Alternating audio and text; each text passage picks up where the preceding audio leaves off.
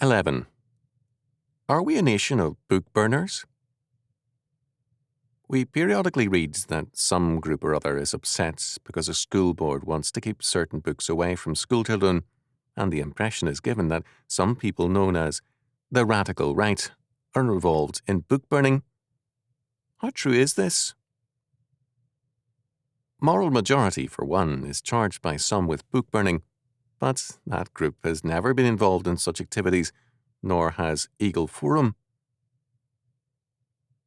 It is true that parents in many communities have objected to certain books because of their content and in the belief that those books are unfit for school libraries. It is also true that libraries and library journals recommend certain books and reject others, often because they are too conservative or too Christian. If we call the one censorship, we must also call the other the same. The fact is that both sides want children to get the best perspective on life, and to cloud the issue with charges of book burning is to misrepresent facts. All the books in question can be bought by anyone at any bookstore. The Christian school will obviously avoid certain books as not worthwhile or as definitely bad. Similarly, the public school, being governed by a humanistic faith, will select books which conform to its perspective and reject others. This will, of course, offend some parents. The solution is not name-calling. Basic to freedom is the fact of choice.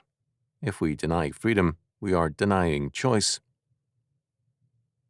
What these people who rail at the supposed book burning are really saying is that there can be no free choice for anyone except themselves. If I want the freedom to choose, I must also give that freedom to others. True book burning would be the prohibition of publication. It would involve stopping a book before it is printed. In some countries, nothing can be published without a state permit. Any violation of that process is severely punished.